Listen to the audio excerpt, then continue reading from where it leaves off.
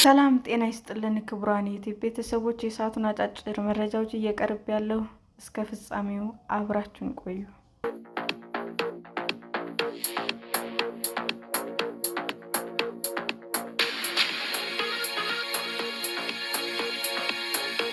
ሰሜን ኮሪያ በ13 ዓመት ውስጥ 358 ሰዎችን በሞት መቅጣቷን አንድ ሪፖርት አመለከተ።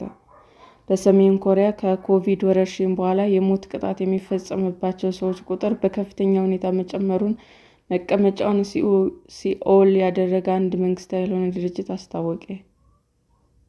እንደ አውሮፓውያኑ ከጥር 2020 እስከ 2024 መጨረሻ ድረስ ቢያንስ 153 ሰዎች የሞት ቅጣት የተፈጸመባቸው ሲሆን ይህም ከወረርሽኙ በፊት ከነበሩ 5 ዓመታት ጋር ሲነጻጸር በ44 ሰዎች ብልጫ አሳይቷል። ትራንስናሽናል ጁስቲስ ወርኪንግ ግሩፕ የተባለው መንግስታዊ ያልሆነ ድርጅት ግለሰቦች የሞት ቅጣት የተፈጸመባቸው ከሃይማኖት፣ የውጭ ሀገር ፊልሞች እና የቴሌቪዥን ድራማዎች መመልከት እንዲሁም ከአጉል እምነቶች ጋር በተያያዘ ነው። እንደ አውሮፓውያን አቆጣጠር ከ2015 እስከ 2019 ባሉት ዓመታት ውስጥም የዓለም አቀፍ ጫና በመጠናከሩ ምክንያት የሞት ቅጣት የተፈጸመባቸው ሰዎች ቁጥር መቀነስን አሳይቷል። ነገር ግን እንደ አውሮፓውያን አቆጣጠር በ2020 እንደገና ፒዮንግያንግ ድንበሮቿን ከዘጋች በኋላ ቁጥሩ በከፍተኛ ሁኔታ መጨመሩን መንግስታዊ ያልሆነው ድርጅት አስታውቋል። ድርጅቱ በሰሜን ኮሪያ የሞት ቅጣት በኪም አገዛዝ የመጀመሪያ ዓመታት ከፍ ብሎ ማግኘቱንም ገልጿል።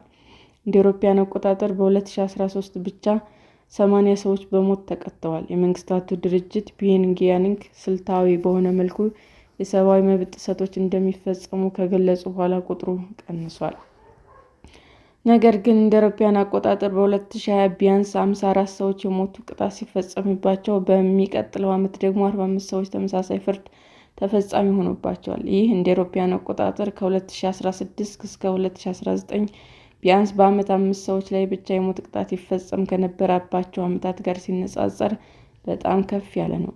በኪም አስተዳደር ዘመን ከተፈጸሙ 144 የሞት ፍርዶች መካከል 29 የሚሆኑት ከሃይማኖት፣ ከአጉል እምነት እና የውጭ ሀገር ፊልሞች ከመመልከት ጋር በተገናኙ የተገደሉ መሆናቸውን ድርጅቱ ጨምሮ ገልጿል። የደቡብ ኮሪያ ሙዚቃዎችና ድራማዎችን በሰሜን ኮሪያ ክልከላ ተጥሎባቸው ተመራማሪዎች የኪም አገዛዝ የደቡብ ኮሪያ ድራማና ሙዚቃዎች በስፋት ለርዕዮተ ዓለሙ ስጋት አድርጎ እንደሚመለከታቸው ይናገራሉ።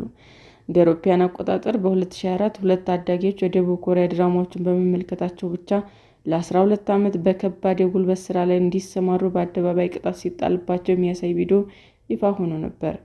በሰሜን ኮሪያ የሞት ቅጣት የሚያስፈርጁ ሌሎች ጥፋቶች ኪምን ወይም ፓርቲያቸውን መተቸት፣ ሆን ተብሎ የሚፈጸም ግድያ፣ አደንዛዥ ዕፅ ማዘዋወርና ሰዎች ከሀገሪቱ እንዲኮበልሉ እገዛ ማድረግ መሆናቸውን መቀመጫውን ደቡብ ኮሪያ ያደረገው መንግስታዊ ያልሆነ ድርጅት ገልጿል። እንደ አውሮፓውያን አቆጣጠር በ2011 እስከ 2024 ድረስ ብቻ 358 ሰዎች በሞት ተቀጥተዋል ያለው ድርጅቱ ከሀገራቸው ከኮበለሉ 250 ሰሜን ኮሪያውያን ምስክርነቶች መሰብሰቡንም ጨምሮ ገልጿል። 70% የሚሆኑት የሞት ቅጣቶች የተፈጸሙት በአደባባይ ሲሆን አብዛኞቹ በጥይት ተመተው እንዲሞቱ መደረጉ ተገልጿል።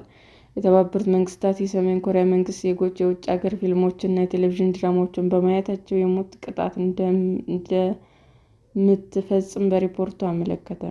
ከተቀሪው ዓለም የተገለለችውና በአምባገነን መንግስት የምትተዳደረው ሰሜን ኮሪያ የዜጎቿን ነፃነት ከመገደብ ባለፈ በግዳጅ ስራ ላይ እንደሚያሰማራ ሪፖርቱ ጠቅሷል።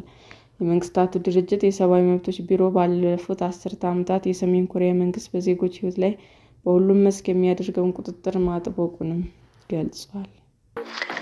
ሰላም ጤና ይስጥልን ውድ የዩቲዩብ ቤተሰቦቼ እንዴት ናችሁ?